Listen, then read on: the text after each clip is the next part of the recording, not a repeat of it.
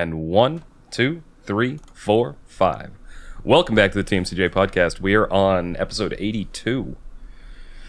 82, which has nothing that I can even say mathematically clever about it. Last week, at least, it was 9 times 9, but nothing this week. Did a nice square number. Yeah. But yeah. Blue, you want to lead us off? Topics this week? So, we, in Ingarland at the moment, available and being broadcast on TV, is Peaky Blinders Season 60 finale of Peaky Blinders, which, as many of you will know, that we are great fans of the series. Indeed. And as such, we have watched the first episode of it. But, interestingly, I have not been watching it through Kaiser's Netflix account this time. No. No. Kaiser has been watching it through my accounts. Yeah, so this was something... I don't know why exactly it worked out this way, but Peaky Blinders, like when we first started watching the show, in the US, you could watch it on Netflix up to the current season. But in the UK, you could only do it if you were watching it on the BBC, on TV. The Netflix accounts for British people had that latest season restricted for them. It's not the case now. I can't watch it. Blue can. Yeah. And so let's talk about the first part before the several months jump cut. Yeah.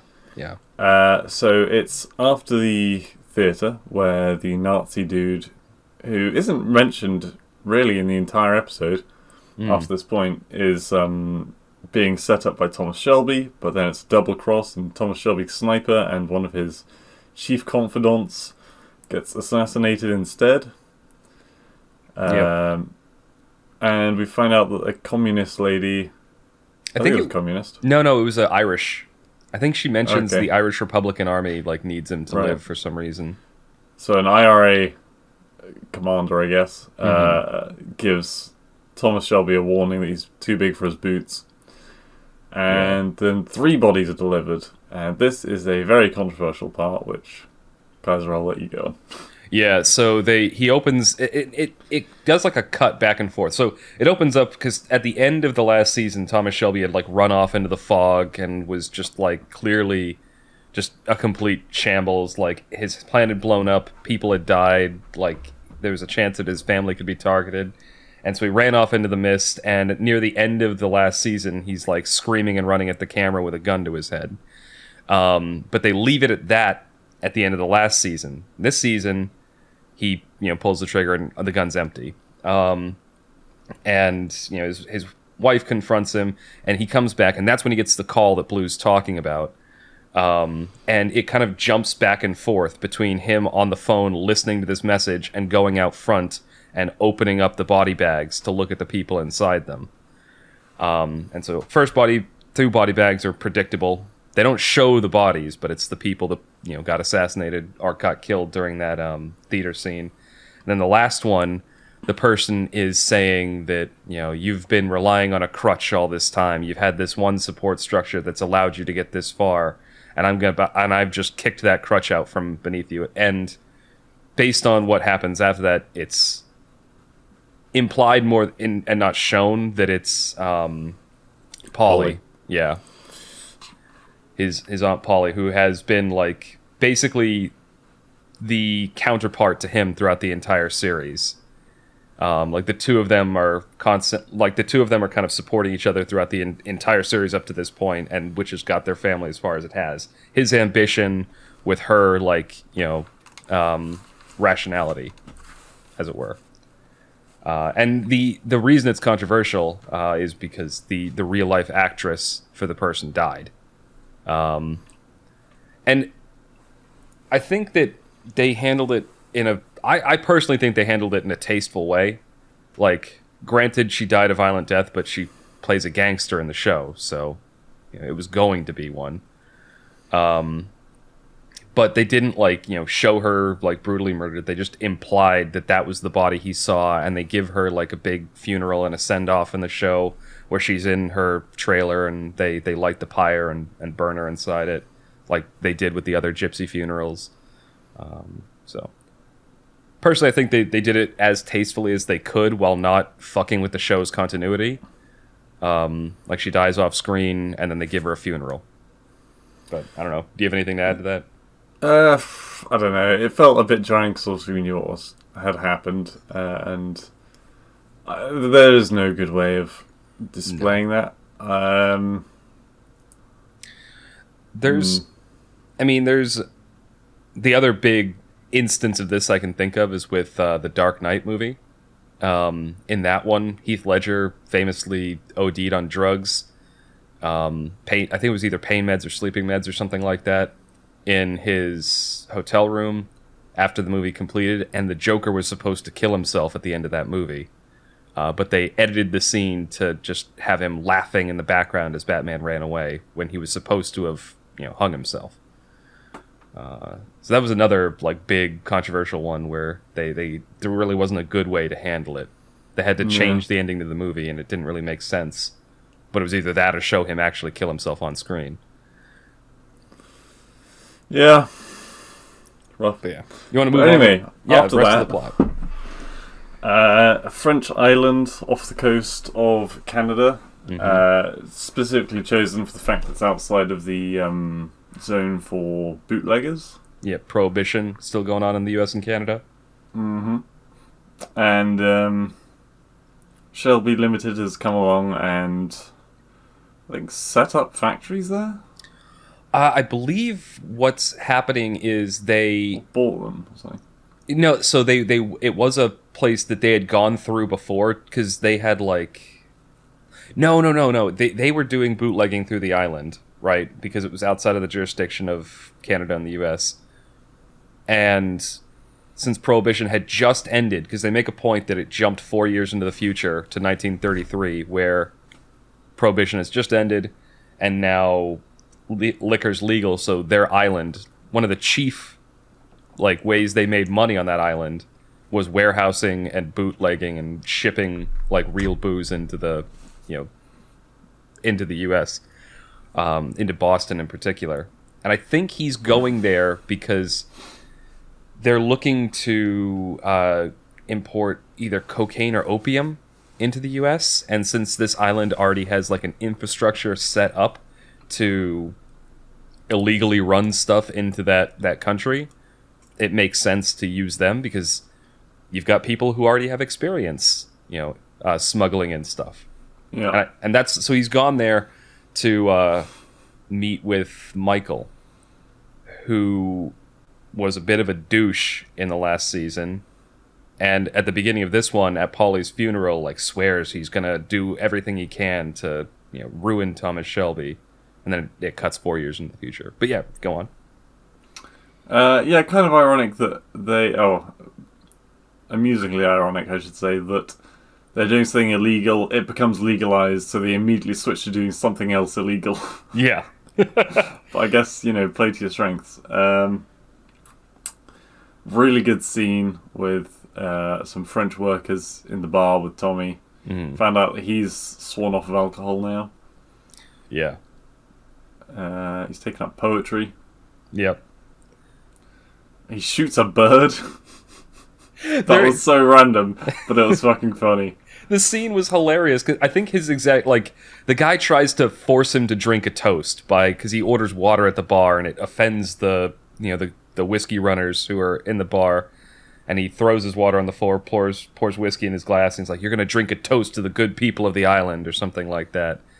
And Thomas Shelby cuts him and then pulls a gun and shoots the bird, shoots the phone, and the whole time just calm as a cucumber is going it's I don't drink anymore because it brought out the most violent tendencies in me, and I worry that if I do again, I might and he that's when he shoots the phone and he's like, I might revert to my old ways. He's being extremely violent, but he's talking very calm to the people around him.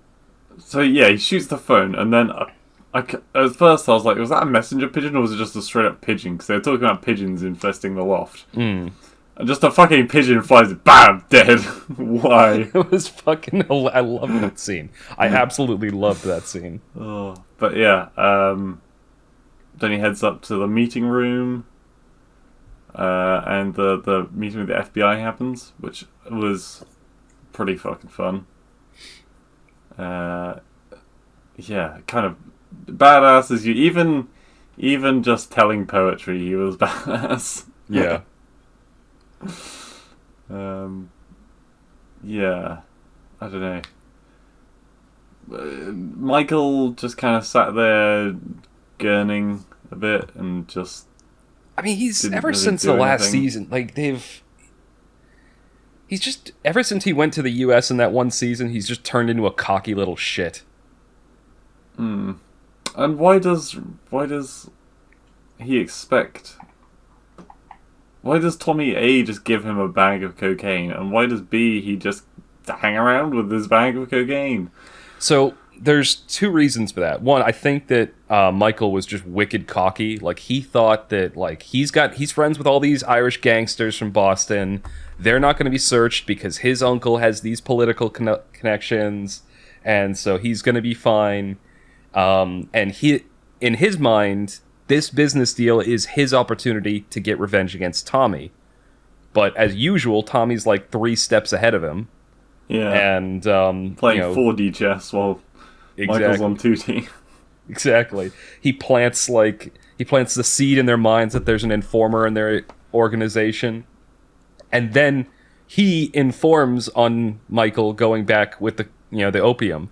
And so he gets caught, and now they're thinking that there is an informer, and so they're searching for the informer that doesn't exist because Tommy was the one that did it. Well, and no, so, someone did hang for it. Yeah, exactly. They killed a guy because of Tommy's bullshit. Like, he made that up. Oh, but yeah, no, it was just a great. Yeah, no, you're right though. He's playing 4D chess and he's doing it ruthlessly. And like, if he's trying to propose a business deal, he's just got one of you arrested, another one of you killed, and like, why the fuck would anyone agree to do a business deal with him after that? I think, really, in his mind, he's probably, what I'm guessing is he's probably setting them up in a situation where they basically have no choice but to do a business deal with him. Like, he's making the alternative so shit that they have to deal with it. He's going to offer it to the Eastern Bloc. Yeah. The Solomons, who I famously love. Yeah. Him and his dog. Has he still got his dog? They didn't hurt the dog, did they? I don't think they hurt the dog. Yeah. And so we're hopefully going to be seeing him in the next episode. Yeah, Artie Solomon. It'd be great to have him back. What happened after the meeting? After the meeting, let's see. That's when he goes and he does the, informs on what happened. And then I believe there's the meeting scene in the prison with Michael and his wife. But before that, it cuts back to what's going on in England, and there's Christmas going on. The kids are running around. I didn't give a fuck about any of that, honestly. The only important part of that scene is that Arthur is now a shambles. He's hooked on opium, and his wife died, didn't she? Yeah, she got shot. She almost shot him. Yeah, she almost shot him, and somebody else, popped her. Paulie. Yeah, Paulie, famously at the end of, well, it wasn't quite at the end of the last season, but it was near the end of the last season. So yeah, so Arthur is during that Christmas scene, he's drunk off his ass, probably high on opium, and yeah, just a complete fucking shambles. That's the only relevant thing that happens here. There's also some talk, between their sister and Tommy's wife, and the kids are running around. That's really it. Yeah. And then you're right, it cuts to that jailhouse scene. I hate her. Michael's wife? Yeah. Honestly, she's so annoying. I blame her for his transition from being one of my favorite characters to one of my least favorite characters in the series. Because in the first few seasons he shows up, he's awesome. He's coming in, he's this young, ambitious kid, he wants to be part of the family. In the first few. Yeah. And now he feels like he's the butt of every joke. He's an idiot.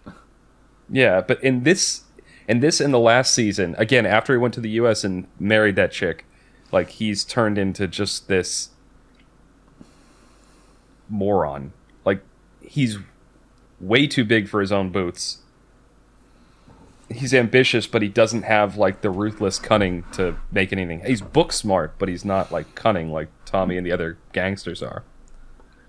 Anyway, but yeah, she meets with him in the prison. Yep.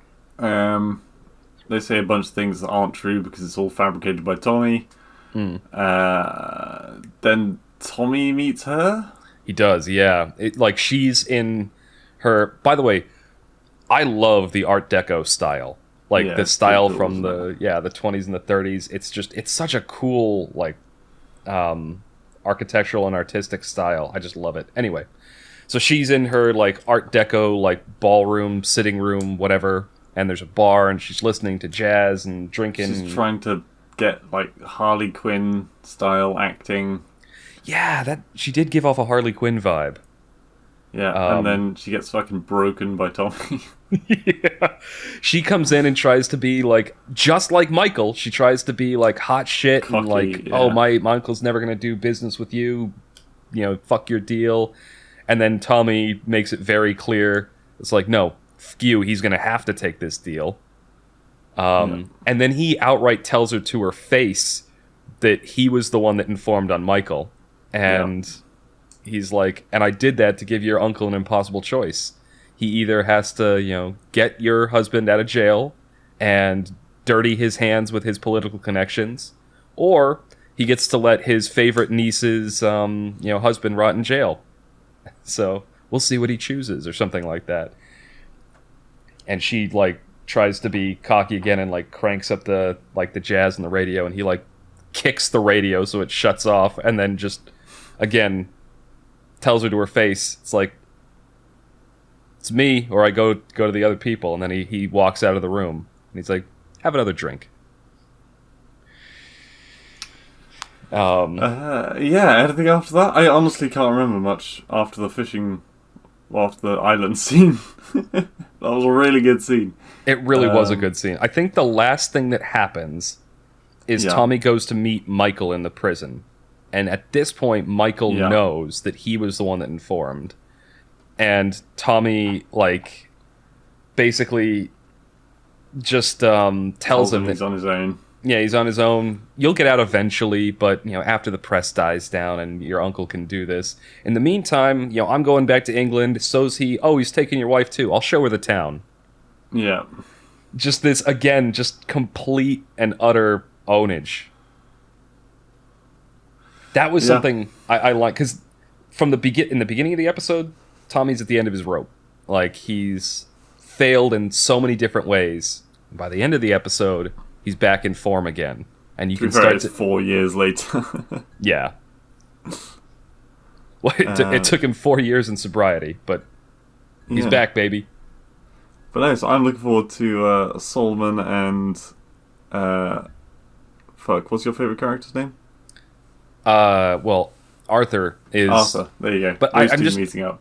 I'm hoping Arthur gets off the opium and, like, goes back to his old form again. Because he fucking hates Solomon so much. Because Solomon got him in jail.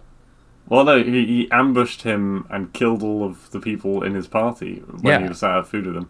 Yeah, exactly. And then that's what got Arthur in jail, where he was... Oh, okay. Because that was what happened, yeah. They shot the guys that were with him, framed him, and then threw him in jail. To be fair, he's turned on the Peaky Blinders like 5 times. It's kind of mad. Although the scene where Tommy first gets Artie Solomon back on his, well, at least in a business arrangement with him, where he's like faking that he has a grenade, like in the warehouse, and they're doing this negotiation, and the guy next to Artie is like panicking, and Artie just slaps him in the face. He's like, "We're having an adult conversation. Go over there, sit in the corner and suck on your thumb." Yeah. But yeah, Artie Solomon's a great character. I'm hoping Arthur Shelby doesn't stay a shambles. I'm hoping he comes back and he's actually back in form by the end of the season. Do you think either Arthur or Tommy are going to die at the end of the season? Ooh, that's a good question. I think this is the final season, so I think Arthur's going to die. I don't think Tommy is. I'm hoping that if Arthur dies, he goes out in a blaze of glory. Oh, he will. Like, For sure. if High he's on the one that cocaine does, with a machine gun. that would be awesome. If that is the way if he's the one that dies at the end of the season, I hope that's how it goes out. Blaze of glory. Yeah. Anyway. But yeah, so we watched one episode of Peaky Blinders, but I'm sure by the time we next have a podcast, we'll probably have finished the series, probably. Yeah. If they're actually all out by then. I don't know. That's true, yeah. So, rest of the week, I mean, I've had this week off, so I've been playing a lot of games, mostly. I took a week off of work, and I literally just spent it doing as little as possible, because I was so stressed at the beginning of it. Just chilling out, went to see my parents, played with the dog. And while I was there, I had my Switch with me. I've been playing Pokemon, what is it called? Arctis? Unite? What? No, Arceus. I keep wanting to call it Pokemon Arcturus, but that's one of the characters from StarCraft. Anyway, so it's interesting. In that feudal Japan. Yeah, that was something I didn't know before I started playing it, is that it's set in, like, the beginning days, before they knew anything about Pokemon. Yeah. And you're like a time traveler that falls out of a rift with a smartphone. And do you actually have a smartphone in here? Yes.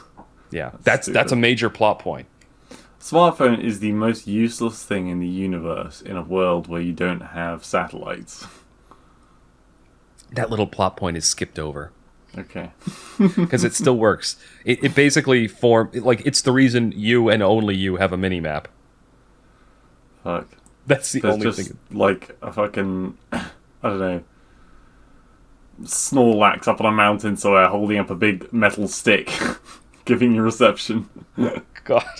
I mean, that's probably going to be the plot point. But yeah, so you have to deal with these clans, and you, because you're from the future, know all about Pokemon and have no problems, taming a bunch of them, and everyone else is like just barely gets one, yeah. Yeah, only gets one and has barely figured out how Pokeballs work. But I mean, I'm actually having a lot of fun with it. It's a nice game to just like chill out on the couch and play for like half hour or so, and then put down and pick up and play and for a little bit. Because you run around, you chase a Pokemon, you throw a Pokeball at it, maybe you fight it, maybe you kill it, gather some random shrubs, craft some Pokeballs, do it again. Sounds like every Pokemon game ever. Except you can craft Pokeballs now. Yeah, but honestly, when they introduced crafting mechanics, I was just like, ugh. Every game has crafting now. I know. Ever since Minecraft, every game has to have crafting mechanics. Yep. It's getting kind of tedious. I want a game where I just sell me shit.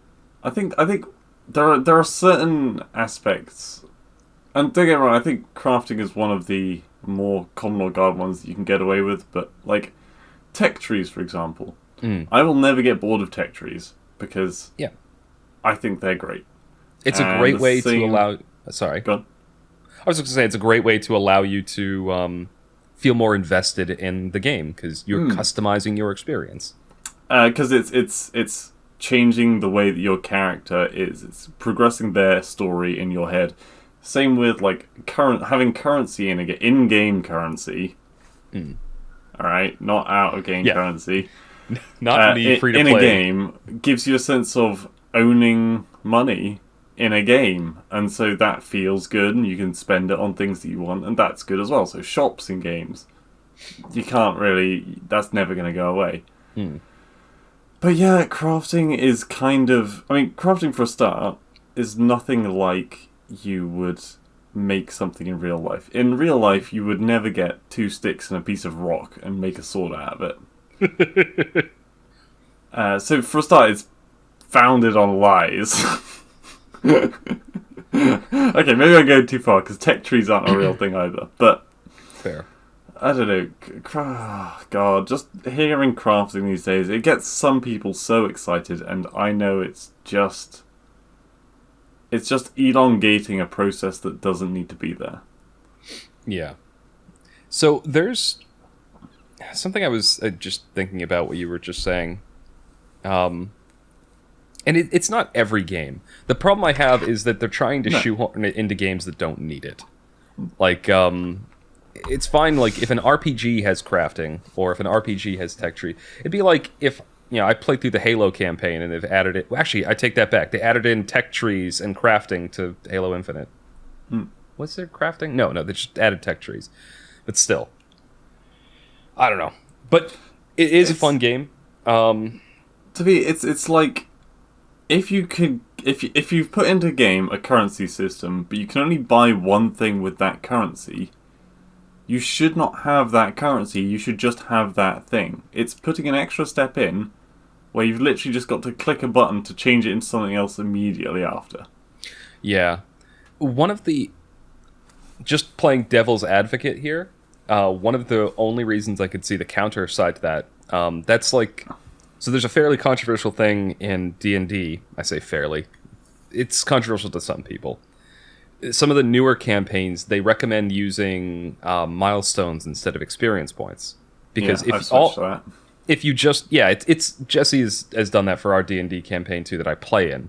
I personally have not. And the reason I've not is because it's like the currencies... Like if you have experience points, even if all it does mechanically is have your characters level up at the right milestone, if getting that XP after each encounter, when they do something clever, when they defeat an enemy, it gives them a little bit more satisfaction, I find. So just going like randomly, okay, you've hit chapter 12, you're now level 10. That has a little bit less satisfaction than you've defeated this monster, have 1,000 XP. So my party actually leveled up the last session we did. Mm-hmm. And it was after like 4 sessions of being in the same kind of general vicinity. They were doing a very difficult task. They were fighting through essentially a military laboratory. And in the last episode, there was a lot of very high emotions. And people were brought to tears, and it was intense. So that I felt like was, because it was also the end of that particular arc that I'd planned. So I felt like that was a perfect time just to say, right, everyone came away from this with a whole new state of mind. So it kind of worked for that. But granted, it's not always going to be that great, and sometimes you're just going to have to be like, you've done enough now, you get that level. So I do fully accept the point. Yeah, and that's it's the what's the phrase? Different strokes for different folks. And sorry. No, that's it. Ni no Kuni, which I've talked about previously. I've told you there's like a manual in the game which talks about all of the lore of all the peoples of the planet and where to find all the items and what all the creatures evolve into. So much information. But also it's got kind of like a recipe book area in there where to make certain items, they don't show you... There's no indication just naturally in the game of what makes what. Mm-hmm. So you have to look through the recipe book and see, okay, I want to make this. I'm going to need this, this, and this. I can find them in switch to that chapter, this location from this enemy. So it actually becomes like a real-life cookery thing. Mm-hmm. That's the kind of crafting that I think is brilliant, because it's not just get stick and rock, make sword. It's find the place in the book, see what's required, whether it's possible, how much money you'll need, whether you'll have to fight an enemy that you haven't found yet. And then once you've got all those things together, you can make something really special. That's a good point. And I think that's a good way to kind of make the distinction. Like, is the crafting mechanic a core part of the gameplay? Something that it's going to be satisfying and a good experience in the game, and it makes sense in the game's context? Or is it something that's just vestigially tacked on so you can say, hey, our game has crafting? And the weapons that you create when crafting, as opposed to picking up from enemies or stuff like that, are definitively better. They do that in the... So in The Witcher 3, actually, thinking... What you were just talking about reminded me of this. the really, really good equipment in The Witcher, like the best swords, best whatever. You have to go out, find like the recipes hidden in old burned out ruins or wherever. You have to you have to find a master armor person, and then you have to, usually that armor doesn't have the right tools, so you have to find the right tools, or you have to complete a quest so that they'll be able to help you or something like that. And then the materials are rare, so after all of this, you find the recipes, you find the armor, you get them prepped to go, you find the materials, and then you get something that is substantially better than the standard equipment that you get in the game. I find that kind of thing very satisfying. Also, I refer to the original Ni no Kuni, not number 2, because they don't have anything of that in there. Important distinction to make. Yeah, I feel like I need to, because they are two very different games, and I don't really enjoy the second one nearly as much. I got that impression from the description you gave when we talked about it. Yes. What were we talking about before we talked about crafting? We were talking about Pokemon Arceus. Right. Arceus, thank you. I don't know how you struggled this hard. Like, I can remember, and I've not played it. It's because once I remember the wrong name for something, I have a really hard time getting back to the original name, which is a point of endless frustration and amusement for Jesse during the D&D campaigns, because he'll like give us the name of a character. I think the person we're going after right now, his real name is like Azimuth or Azarak or something like that, but I just keep calling him Asrak, and I know it's wrong, obviously, but I can't remember his real name. Yeah, well, to be fair, we were talking about Heroes of the Storm the other day, and you got Kira, right? Even though you call her Quinella. I call her Quinoa. Yeah, sorry. Different ways of saying the same word. Different language. Oh, right. Dialect, sorry. Is that the right word? I have no idea. Dialect meaning accents. Oh, yeah. Yeah, if you're talking about different ways to speak the same language, you're talking about dialects or accents. Yeah. Cool. What else have we been playing? We've already been at Splitgate. Yeah, we got back into Splitgate. We needed an intense game. It's good still. I think we were talking about this yesterday. So Splitgate is being compared very much to Halo Infinite, because Splitgate was starting to get really popular around the time that Halo Infinite was about to come out. I find I enjoy, in terms of like mechanically, how well the flow of the gameplay goes, and the moment to moment, like, you know, punch, shoot, pick up weapon, whatever, throw grenade. I definitely like Halo Infinite more, but Splitgate feels like it has a lot more it should. It's been out for a lot longer, but it has a lot more content. Like, there's a lot more maps, there's a lot more variety of gameplay, Since we played it originally, I feel like nothing has changed. Yeah. But what I'm saying is, in the state it's in right now, compared to the state that Halo Infinite is in right now, Splitgate has more content. Right. There's the portal mechanics, which you hate. I don't hate them. Hate is too strong a word. I just feel like they don't serve much of a purpose. Despise you. I feel like we were talking about crafting being vestigial in some games. I feel like the portal mechanics are just tacked on there to say, hey, look, we're a little bit original.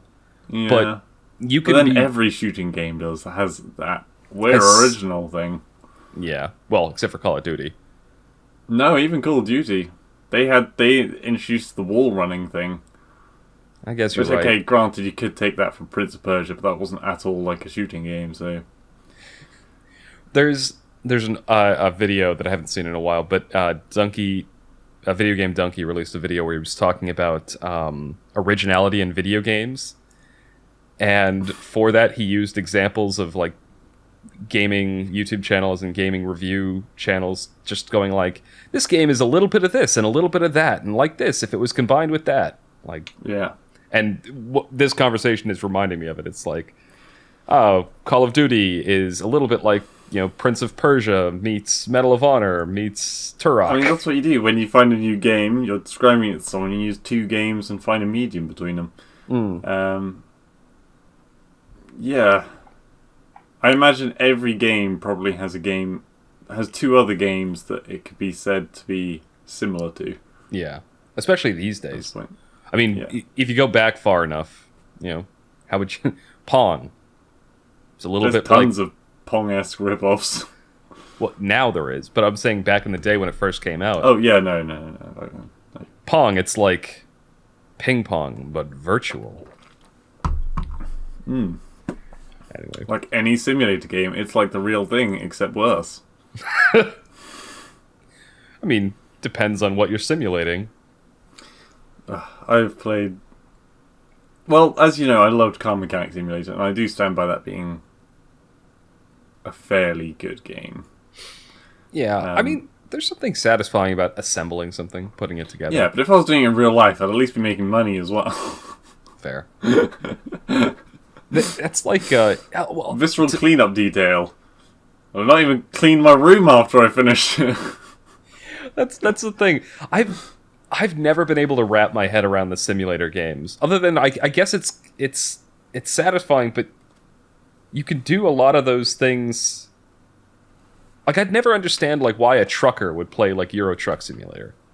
Yeah. Ironically, I agree with you on that, even though I have played several simulating games. Yeah.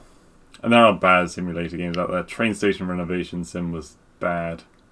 It was bad because once you'd finished cleaning it up, which is the fun part, was cleaning up the train station, you then had to repopulate it with chairs and things, but they didn't give a fuck where you placed them.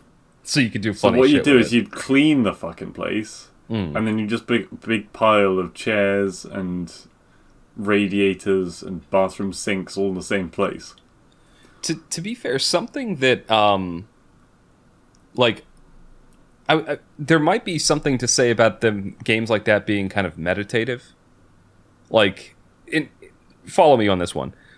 I find that like when in a work day, like if I've like it just you get like in a bit of a foggy-headed state where you're doing too much. You need to like step away and like I don't know, do something to clear your mind, right?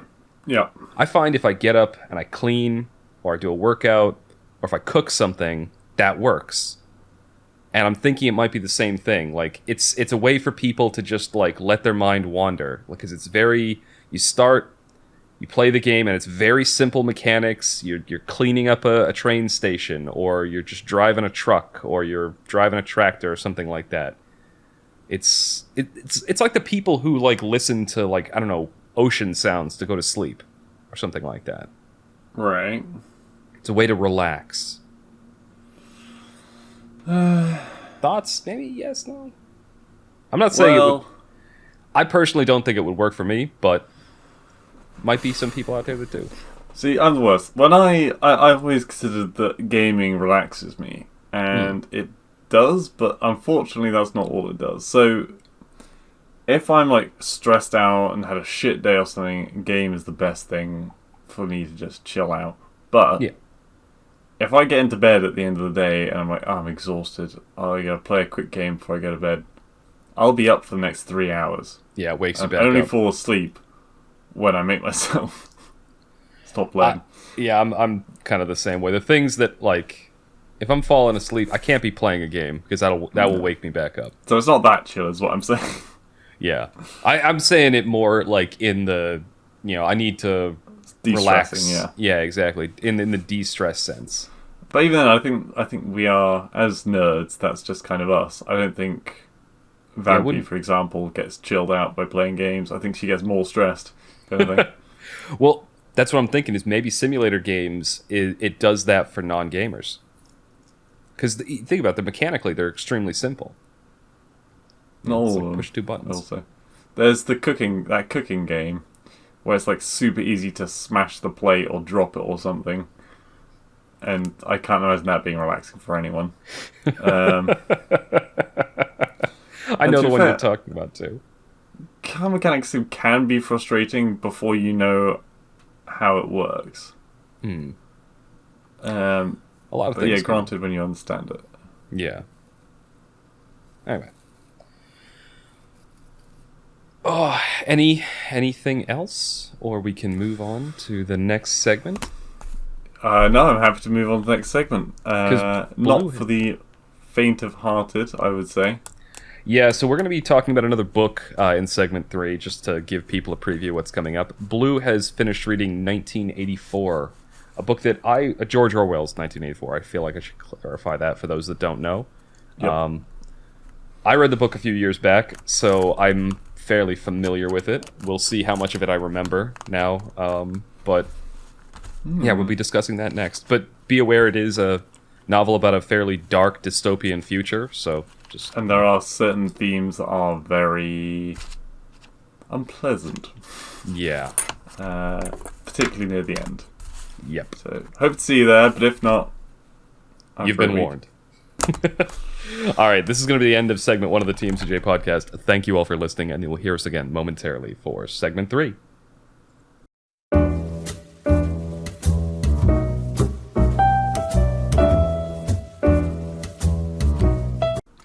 Welcome back to the TMCJ podcast. We're on segment 3, our wildcard segment, and this week it is another book review. So Blue has just finished reading 1984, a book that I've read. Dystopian future novel by George Orwell. Yeah, do you want to talk about it? Want to lead off? Yeah, we do love our dystopian futures, don't we? Red Rising, the book that I'm trying to get you to read, which is Blind Faith. You liked the... Brave New World. Brave New World. And yes, 1984, it's... Well, it's not future, is it? It's not futuristic. It was a dystopian future... past. Well, technically... At the time it was written. Yeah, it was a dystopian future at the time. So the book was written in 1948, and it was George Orwell picturing what the world would be like in 1984.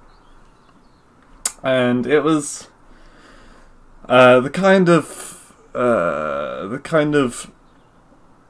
what's the word I'm looking for? Construct, social construct, government words, where there is one overarching villain to the story called Big Brother, who is essentially the face of the government, and he is always watching you. I believe it's actually where the TV show Big Brother came from. Yeah, there's a lot of... You'll find a lot of references to his work in, like, modern... There's also one called Room 101, which I don't know if that came from it, but it probably is. Yeah. You also, like, hear people describe things that are particularly authoritarian as Orwellian. Yeah, it's not a nice place to live. There's these TV screens everywhere which are watching you, microphones to listen in for you, and there's a lot of things you're not allowed to do, like writing, or...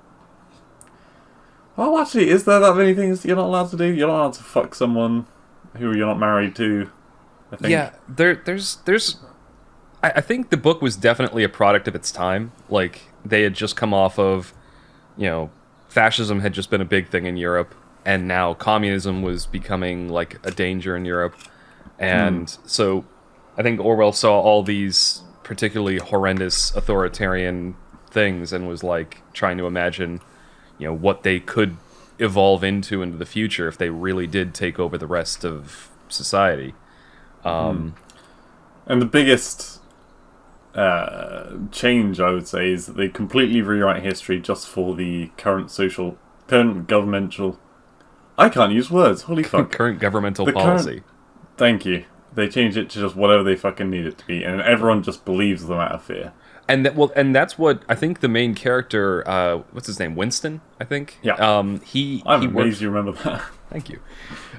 He works for the Ministry of Truth, which is the government organization that's in charge of doing exactly what Blue just described. Editing history, going back, and changing news stories. So, like, basically, there are 3 major powers in the world. I think it's Eurasia, East Asia, and Oceania. And Winston's in Oceania in what's called Airstrip 1, which was formerly, Great Britain. And depending on what nation they're at war with, he has to, like, change all the stuff around. So, like, if basically they suddenly decide they're not at war with one country and they're at war with the other one, it's not that they switch sides, it's that they've always been at war with this one, and they were never at war with that one. They were always allies. Yeah. And that's one example of the things that they're constantly changing and rewriting. So Winston remembers that, he knows that what the party is saying is lies. In fact, he helps them to write most of the lies as part of his job. And he just doesn't believe in it, but he kind of has to keep his opposition to the party very secret, because anyone who is thought to be a thought criminal, because you could be seen as guilty for just thinking negative things in this world. Yeah, it's... Go on. I was going to say, and I'll try to avoid anything too controversial with this, but you see elements of this stuff, like, happening now. Like, not in the US so much, crime. But in the UK I know that they have what's called non-crime hate incidents or something like that. Basically, it's if you say something controversial that might offend somebody, that can be filed with the police in the UK. Can it? Yeah. Look it up. Look it up after this. It's actually a very fascinating concept, but it's also very horrifying to think that can happen to people. But essentially what it does is they file away the fact that you said something potentially controversial for future use. So if you actually do commit a crime later, they can pull that back up and say, look, he was offensive before, so it might be a hate crime and not just a normal crime. There's hopefully they never find this podcast. Right. There's also stuff like the whole rewriting history that happens a lot with in the US. That happens a lot with school. Like there are certain bits of history, like War of 1812, that just isn't taught in the US really, because we lost that one against you guys. To be fair, you lost quite a few wars over the years. We have, but we don't talk about those in school. No. Do you not talk about Vietnam? No, it isn't taught. I mean, it's kind of like really? It might be glossed over in like the advanced placement or college history classes, but in high school, nope. We talk about World War I, World War II, and the Revolutionary War, pretty much. And Yu-Gi-Oh! And we talk about Yu-Gi-Oh! Yeah, so a horrible place to live, and also a lot of the women are encouraged to not sleep with men.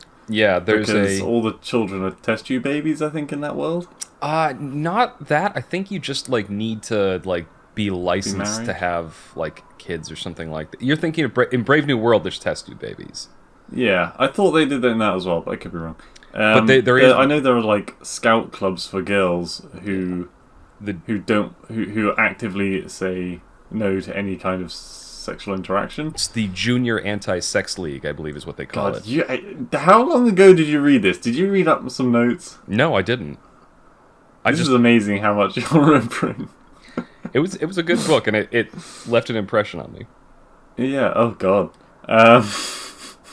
I like, because it was one of those, the reason that George Orwell, like, I think, so many things from the book have kind of been grafted onto the modern zeitgeist is because he predicted a lot of things that have happened in authoritarian regimes around the world, and even non-authoritarian regimes that are kind of messed up. Yeah, well, there are public executions of thought criminals and, I guess, just general enemies of the state. Yeah, and I think prisoners of war, too, if I remember right. Yeah, I was trying to think of a way of saying that. So, yeah, and also they take a very... people remember from the Nazi regime where they focused on getting people's children to rat them out.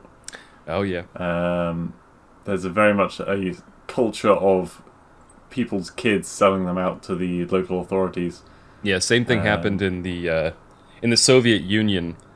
So in the Nazi regime, it was famously with the Hitler Youth. But I can't remember his name. But there was this story that is entirely fabricated. But it was this story about how this kid's family was hoarding grain, and he he went to tell the authorities about it, and his family found out, and they killed the kid. And famously, like they went in and they found all the grain, and they fed the village, and they killed off the kid's family, and they made him a hero for ratting out his family. And it was all fabricated. The kid never existed. But it's the same concept. They told that story to say it was a morally good thing. Your first duty is to the state and not to your family. It's a theme in a lot of authoritarian like regimes in real life. And again, another thing that he got fairly right. Winston has a wife that he is very estranged to because she is wants to be doing her duty as a woman to be married, I think, but she's so committed to the party that she doesn't actually have much commitment to him as her husband. It's one thing that like gets brought up multiple times in the novel, and it's clearly had some kind of a traumatic effect on him, because she, like, when they have sex, she's saying, we need to do our duty to the party, but she's just very, like, not into it, kind of emotionless during it, and, like, clearly doesn't enjoy it. And that to him is, like, he doesn't even want to... I mean, it just... Yeah, no one want to really do it if no, that was... I can't imagine that being a pleasant experience for either person involved. No. But yes, whenever he has to deal with any sensitive material at work that needs to be forgotten, you put it in the memory hole. Which I'm imagining, because they say throughout that it's just like a fiery pit below that instantly burns the memory. But based on what happens with a certain photo, I'm guessing it actually goes to like another department. Yeah. They might archive it or something like that. Yeah. Which would also help to explain how they catch so many people. Because, I mean, he put down several messages through that thing that were only meant for him. I don't know.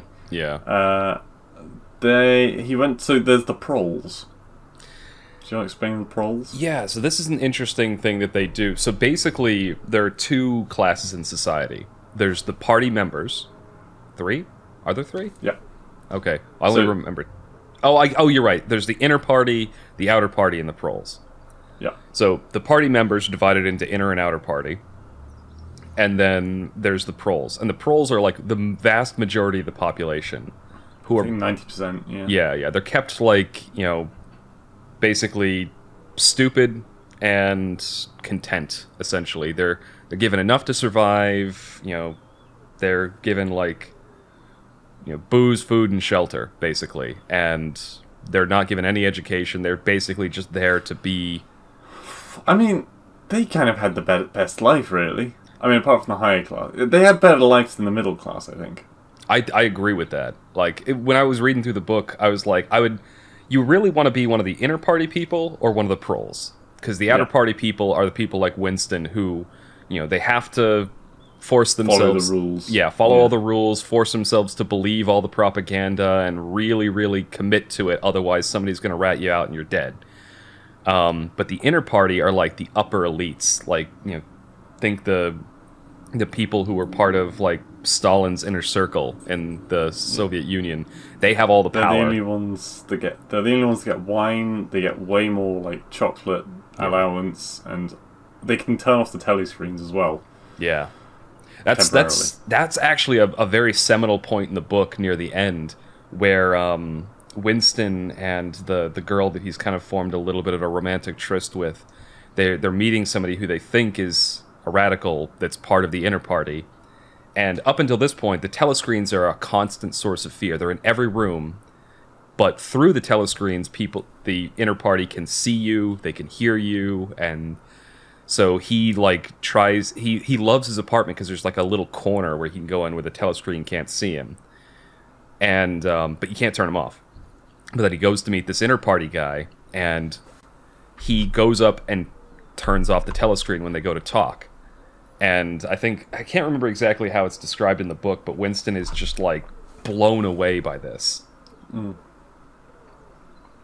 Yeah, him and the girl. Should talk about the girl? So she's one of those people who's part of one of those like anti-sex leagues, they're called. Young girl. I think in the book, like Winston's supposed to be in his 30s, and she's like in her like late teens, early 20s. I think I want to say early 20s.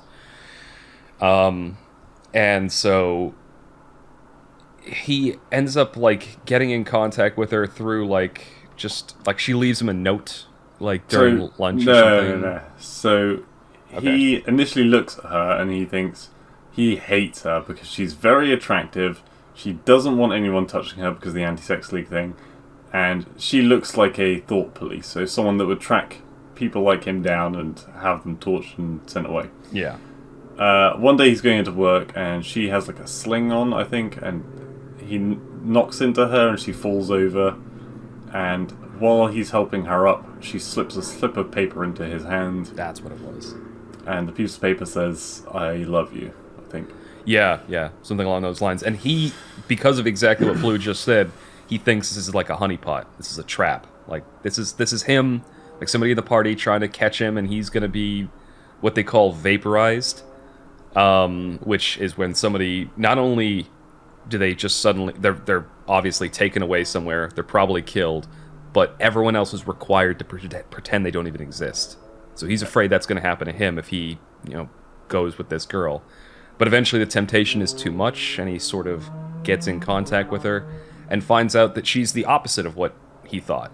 She actually, even though she's a member of the anti-sex thing, she actually, big old slut. Yep.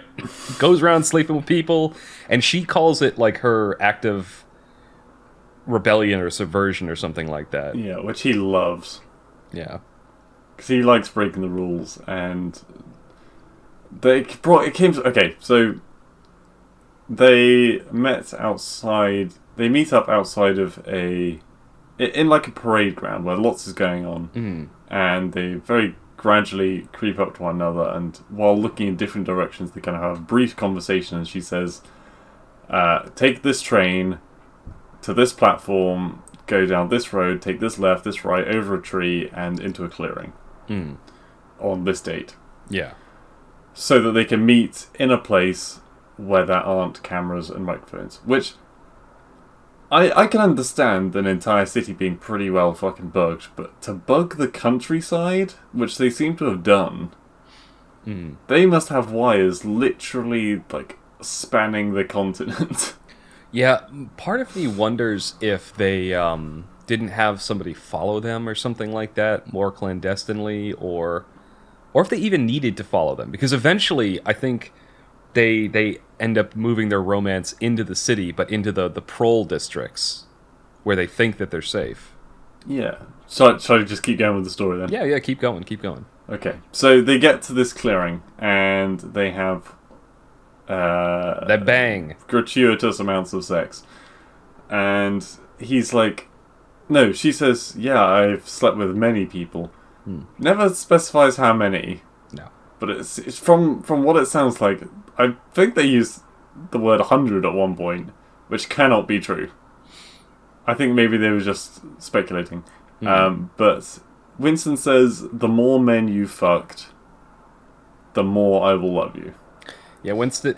And that really unsettled me. Yeah, Winston, you're being a bit of a cuck here, but the thing is, I can get what they were going with here. Yeah, I know what he was trying to say as a message, but that's not a reason to love someone for any reason. It isn't, but I want to bring this up because we talked about Brave New World, who knows how many podcasts ago, and George Orwell and Aldous Huxley, the guy that wrote Brave New World, actually knew each other. And they famously went in two different directions in this regard with their dystopian futures. Because George Orwell pictured that, like, in a dystopian world, they would try to destroy families by making sex more of a taboo, right? And by essentially making it, like, so it's shameful to make love, have sex, do whatever. Yeah. Whereas Aldous Huxley thought it was the opposite. They thought they would make people bang like crazy ever since they were kids, and that would just like cheapen sex to the point where no family structures would even exist. Which, I mean, to be fair, but I'm getting to a point. Okay, go on. I'm getting to a point. Remember that though, because I want to hear what you're going to say. So I think in the context of the society that George Orwell constructed, Winston is attracted to the fact that this woman has subverted the state. She's like said no to all of this propaganda, and part of saying no to that is to bang as many people as possible. I personally don't find that attractive. Obviously, you don't. But in the context of the society, I can see kind of why Winston would. Yes, I just think it's never mix politics and love. Yeah. But I was going to say, I think in modern day, I think it's social pressure dictates these days that it's far more taboo to go around sleeping with multiple people. I think it depends on where you live. Okay, fair enough. Well, I was going to say, but on the other hand, you have like the marketing world, the advertisements everywhere, which use sex to sell, which are going in the opposite direction. Yeah. So I think we kind of have two extremes which have mixed into a kind of middle ground, which is where we are. Yeah, you end up with marketing telling people that they'll be happy if they just go out there and like bang the most attractive person they can find. Exactly. And in reality, the human psyche isn't built that way. Like, just a little side factoid, a little piece of. I don't even know if it's a factoid. It's just us making political commentaries on. No. I was about to quote something that's actually so from psychological studies that I read back in college. What they found was that both men and women, the more different sexual partners they've had, like, it's different for every person, but in broad averages, like, once you pass a certain threshold, it can actually cause some, like, mental health issues. So it's different for men and women, and it's different quantities for every person, but in broad averages, once you pass a certain number, it can start to have, and I'm not going to say the exact number because I don't remember, and I don't want to misquote the study because it was years ago that I read it. But yeah, just another example of how exactly what we're talking about can be psychologically damaging. Anyway, go on. But yes, so they have their little tete-a-tete, and then they part ways through different train stations from the way they got there. Yeah. At one point. Oh, no, okay, before this happened, before he met the girl, he was walking down a paroled street. He was had a weird day, and he's like, I'm going to take a walk, I'm going to go through the parole sector. Yeah, and just go and do my thing. Yep. And he goes back to a shop where he had previously bought a diary, which is an illegal item. And he goes back into that shop, and he's talking to the owner about some of the random things he has in it. It's an antique shop. Yeah. And basically everything in there, him just being there is basically illegal. Yeah.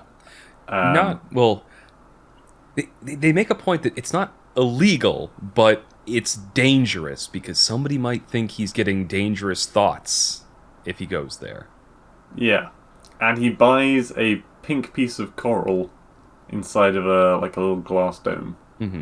Which sounds really cool. Yeah. And the shopkeeper's like, oh, take a look upstairs. We might have more items up there that you'd like. The shopkeeper's wife had died at some point, and he was basically trying to sell on what he had. Yeah. So Winston goes up to this room with the shopkeeper, and more of the same stuff. Lots of old paintings, old furniture. A very large lady who lived next door, he could hear out the window singing and putting up clothes on a washing line. Which is very different to the women of the party because they're all meant to be very skinny and stoic and yeah.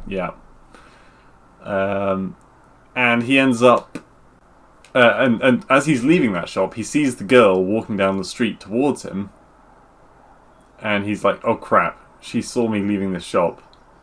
And he goes inside out here, he very nearly chases after her and bricks her to death. Yeah, because he's like, oh, she's gonna have me killed, she's gonna report on me, all this, And so when they're in the clearing, he's like, actually, I was gonna kill you a few days ago. Yeah. Well, the other thing... So this is a scene that doesn't have to do with... But when he was on that prole street, didn't he talk to some, like, old dude in a pub or something like that? Yeah, he went to a pub, and there was an old dude at the bar who was like, why can't you give me a pint? Because they only do it in... Liters and half liters? Liters. Liters and half liters, liters, sorry. yeah. And yeah, he talks to him about the old days and the oranges and lemons ring the bells of St. Clement's. A penny... I can't remember the rhyme. Yeah, There's a rhyme that they use throughout the book. Yeah. And Winston is getting progressively more angry with the guy because he wants him to... Like, he's like, no, tell me, like, what were capitalists like? You know, did they all wear top hats? You know, is this all true? And, you know, what did these people do? And the guy doesn't have any specific facts. He really doesn't know that much. And he's complaining. Like, I wore a top hat when I went to a funeral once. Yeah, and he's just rambling and stuff like that. Because it's some random old dude who's in a pub. Yeah. And Winston goes away from that a bit dejected. But yeah. But no, he ends up hiring out the apartment, and so their future meetings... I think they met in a church belfry at one point before they started going to his place. But then they started meeting up in the attic room of that odd shop. Yeah, that pawn shop or place that he went into. There's like a bedroom up there or something like that, and Winston like rents a room from the guy, and that's when they have their romantic trysts from there on. And a rat. There's a rat in the bedroom. And Winston hates the rat for some reason. The lady fucking hurls something at the rat and then says she's going to cement it up. And Winston has a very bad reaction to rats. I don't think they ever particularly explained why. They do... I think they explain... They explain about his past. Yeah, with the whole... Like, there's this one thing that's kind of a fixation in Winston's mind. And before we move on to that, one thing I want to say that I agree with that old guy on is a liter of beer is too much. Like, his complaint is that, like, he wants a pint, because a half liter isn't enough, a liter of beer is too much. Having been to mainland Europe, and they do sell beer in liters at bars there, it's too much. Not in England, they don't. Yeah, I know. You guys do pints, and your pints are bigger than ours. Big pints, yeah. Your pints are actually 25% bigger than the U.S. pints. Ours are 16 ounces, yours are 20. Anyway, but yeah, so the thing from Winston's past, he, like, at some point, because, like, this, like, sex with his wife is so unpleasant because she's just completely, like, not into it, because she's been propagandized by the party that, like, it's bad, she shouldn't be doing it, but she has to do it for the party to make sure they have a child, because the party needs more members in the future. So he goes to the Prole district and hires a prostitute. And, like, all the unpleasant images from that are, like, fixed in his mind. Like, the fact that she had this really shitty makeup on, you know, she was old. Yeah, I think it was like a dirty room and stuff like that. I'm trying to remember where the rats came into it. I don't remember if there were rats around when the prostitute was there, or if the rats are something from when he was a kid. Because I think they mentioned when he was a kid, like, he like stole from his brother or from his family or something like that. So when he was a kid, he had a mother and a sister, a younger sister, and he was a very greedy child, and as a lot of children are. One particular, because they didn't have enough food to feed their family. Yeah. And one day they got their ration of chocolate, and Winston stole the whole piece of chocolate, like literally snatched it out of his dying sister's hands, ran off with it, and when he came back home again, they had both disappeared, either taken by the government or just left. He has no idea. Yeah. That's something else to mention. One of the other things he does with the whole Ministry of Truth, they'll, like, one day there'll be messages like, oh, the rations are, you know, I don't know, a bushel of hay or something like that. And no razor blades. Yeah, or yeah, it's like it's 3 razor blades, and then the next week or the next day they'll be like, and now the rations have been increased to 2 razor blades, even though it was 3 yesterday. And everyone's just expected to agree with that and go like, oh yes, it's gone up. Yeah. Like, no matter how it changes, it's always an increase. It's always getting better. Yeah, and so what happens then? So they have their romantic tryst in the bedroom up there, and I think, like, Winston tries to go over some of the political ideas that he has with her and some of the thoughts he has in that regard, and she's just not interested. Like, she really just wants to have sex, and that's it. But as their relationship progresses and they get more and more involved, they get involved with... They somehow find out about this subversive group, right? The Brotherhood. The Brotherhood, that's what they're called. Of Steel. No.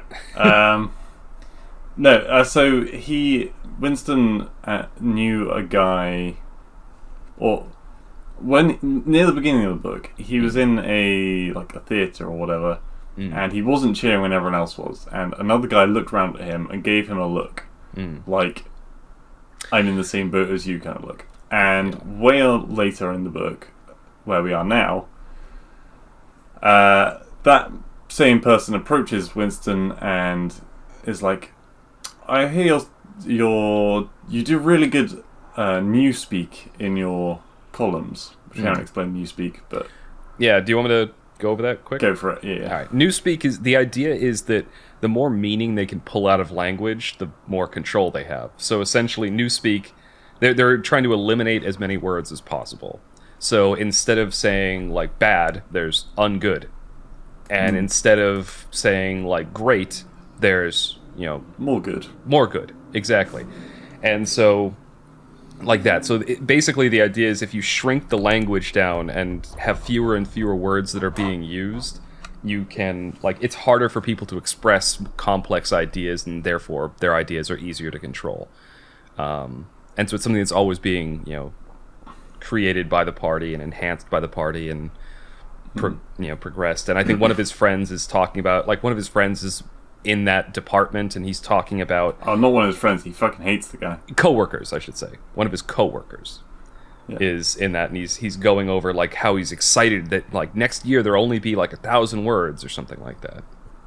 And he's very intelligent, and very... The co-worker is very intelligent and very loyal to the party, but because he's so intelligent, Winston is certain that at some point he will end up being caught by the thought police for a random reason. Yeah, and then just vaporized because he's too smart. Yeah. So, this other random guy that Winston met at the beginning tells him to drop by his house to look at a new version of Newspeak that's just come out. I think it's version 6 or something. Yeah. And so Winston decides to go there with his girlfriend? Yeah, so the person in question is actually one of the inner party members. Yeah. I think his name is Brian or something like that. Bradshaw?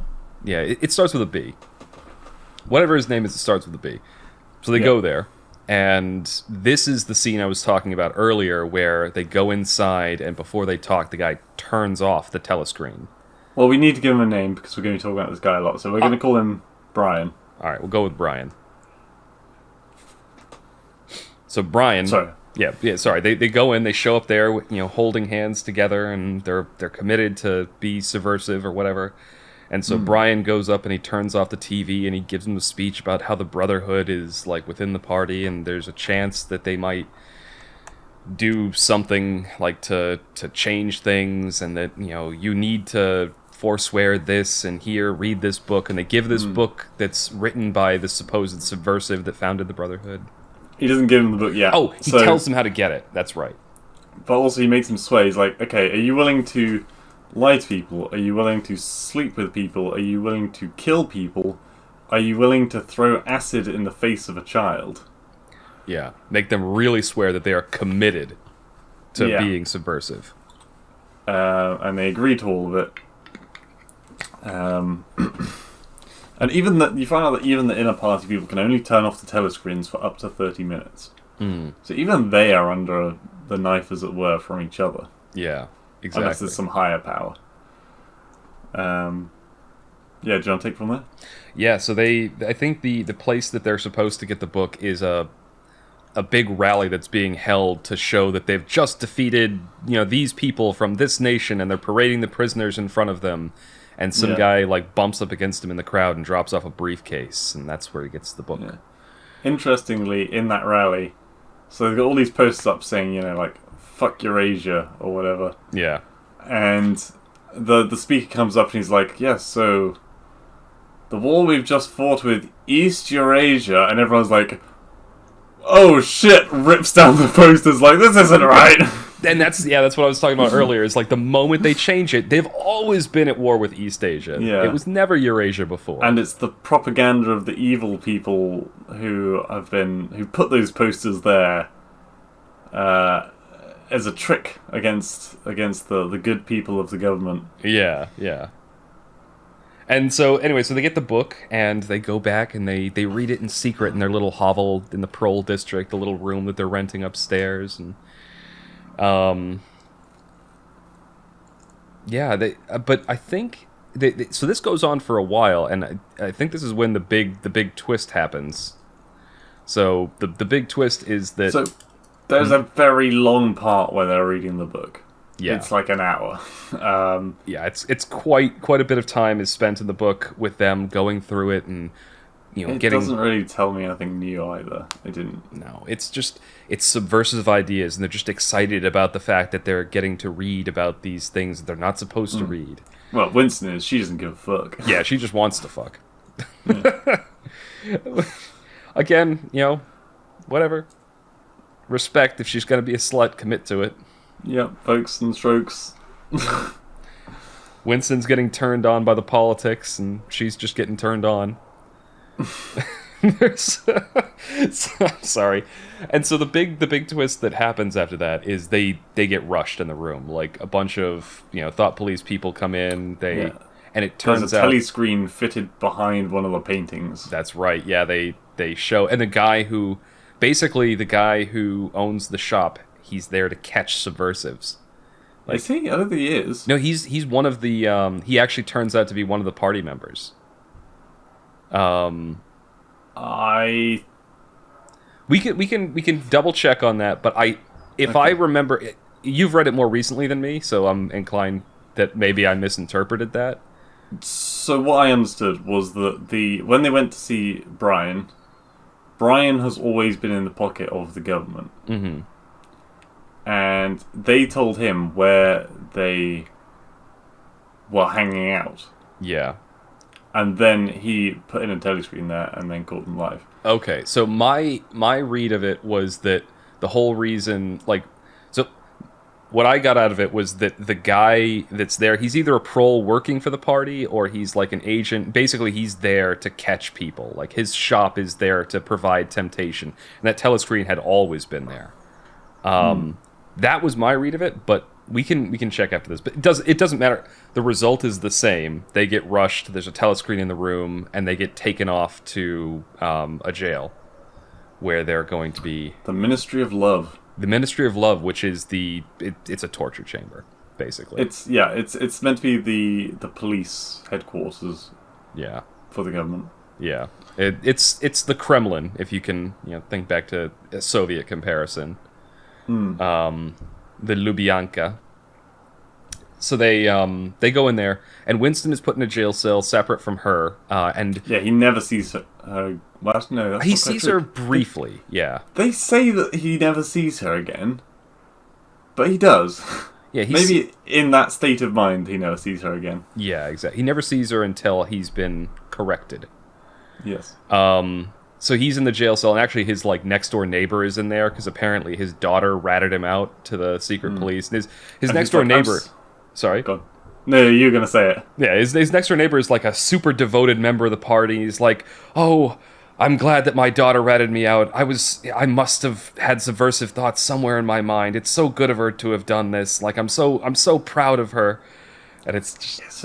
He was sleeping, and he said in his sleep, "Down with Big Brother." Yeah, or at least the daughter was listening at his daughter's listening at the keyhole with an ear trumpet, and then just turned him in the morning. Yeah. I think they mention that the youth organization is actually called the Spies in the book, if I remember right. Or it's something like that. But yeah, and they give them these little tools, the ear trumpet, so they can hear, what their parents are saying behind closed doors and whatnot. Yeah. But yeah, so then what happens is Winston gets taken into a room 101. No, he doesn't get taken in there for a very long time. Oh, okay. At first, he's there with Brian. And Brian is... I think Winston says something along the lines of... when Brian comes into the room, he's like, "Oh no, Brian, they got you too?" And he says, "They got me a long time ago." Yeah. And then the whole conversation about how many fingers am I holding up. Yeah. Brian makes a good point here. Well, not a good point, but I think a point that's a very fundamental piece of Orwell's philosophy in this book. He's like, "How many fingers am I holding up?" And he's holding up 4, and Winston, but he's asking Winston to believe that he's holding up 5. Yeah. And any listeners that are squeamish, from this point on should probably not listen. That's a good point. Yeah, it does get a little bit torture-y after here. Yeah, all the way up until the end from here. Yeah, pretty much. So he's like, and every time like Winston, answers incorrectly, he's but every time Brian doesn't believe that he believes, he gets tortured with some kind of a shock pain device thing. Needle injections, yeah. Yeah, and it gets more and more brutal. And I think Brian says something along the lines of, it's like, "I don't need you to say that there's 5. I need you to believe it. You have to really believe it." Or something along those lines. And that, I think, is part of Orwell's philosophy of how this dystopian society, functions. They don't need people to say what the party propaganda is and believe it on a surface level. They need to really, down to their core, believe that that's the truth. Yeah. And anyway, so Winston doesn't believe enough. He won't renounce his his lady love there, and gets taken to room 101, where they essentially room 101 is always where you're subjected to your absolute worst dread and fear and whatnot. Yeah, I think, Brian, it says that it's not always lethal, but it is the greatest fear of any individual. And in Winston's case, that's rats. I think they put his head in a box full of rats. So, yeah, they have like a contraption where it's a mask, so it's enclosed around his face, and that has a door which leads into a cage with 2 very large and very hungry rats. Yeah, which, again, it's a torture customized to the person. Apparently you used to do it in China. I mean, as punishment. You would be shocked. Well, maybe you wouldn't be, but there's quite a few horrendous tortures that have been done throughout history. Do you know what the Bloody Eagle is? I've heard of it. Yeah, it's maybe leave it for off the podcast. Yeah, I'm not going to say it on the podcast, but it's gruesome. For those that are very squeamish, don't look it up. But I want to say the Gauls did it, or it might have been the Romans. Anyway, go on. So yes, and he realizes a moment before the rat's cage is going to be... By the way, in this world, rats are big and forward enough that they will literally steal people's children from their homes and eat them. Specifically, rats have come to know when people are weak or like out of sorts. So children, because also they're weak, but also sick people, they're known to target sick and eat sick people. So Winston at this point is barely human with how he's been malnourished and tortured, beaten up, and and a second before the door opens, Winston realizes the one person that can get him out of here, and that is by denouncing his girl. Yep. And the thing is, like, that gets him out of the torture. And I think right as they're being let out of the room, they see each other or something like that. Or at some point after that scene, they do see each other and they make eye contact and they realize that they have both denounced each other. because she had to do the exact same thing to get out. So Winston goes and is at a cafe eating lunch and playing chess. And Big Brother is talking on a telescreen about something about the war. Yeah. And he goes out to a park and he sees her in the park and then follows her. She doesn't really want him to catch up to him, but he does catch up to him. And then they reveal to each other they both renounced each other. And basically they're just fucking broken people. And it's really sad. It is very sad. And one thing that I think is... You skipped over it, but it is very important, is when he sees Big Brother talking on that telescreen, like he weeps for joy. Like he's so broken that at that point, like essentially Brian accomplished what he was going for. Down to his core now, he's a true believer in the party. And it's quite a grim ending. Yeah, very dystopian. The party wins. Not a very pleasant book, and becoming more and more famous these days because people are seeing elements of it in modern society. Cameras being everywhere, people changing facts based on what the current political leanings are. Was it the have control over the present and you control the past? Yep. Have control of the past and you control the future or something? The exact phrasing is I want to say it's he who controls the past controls the present. No. He who controls the present controls the past. He who controls the past controls the future. Yeah. No, a lot of significant lines like that. Or maybe it's past controls the present, present controls the future. But the sentiment's the same. If you're able to rewrite facts and history at will, you basically control the direction everything is going in. Yeah. No, I quite like my dystopian books to have just a little bit of hope left at the end. Don't get me wrong, almost all these dystopian books end badly. I mean, in Brave New World, they kind of ends positively because they all survive and get to live on. Yeah, Brave New World, it ends positively on the individual level. Because all of the main characters, they don't die, they just get sent off to an island to basically be their own people away from society. But the dystopian society keeps going. And I think that's a theme of both of these novels, Brave New World and... pretty much every dystopian novel I've read, the society, unfortunately, does not crumble. Yeah. The people who are trying to stand up against it do, which sucks. But no, very good book, and a lot of political messages in there if you look hard enough. Yeah. Definitely worth a read.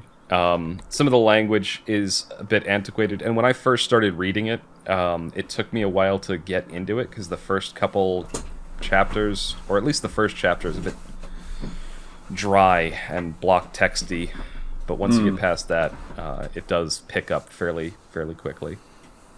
That's really, especially if that's your cup of tea.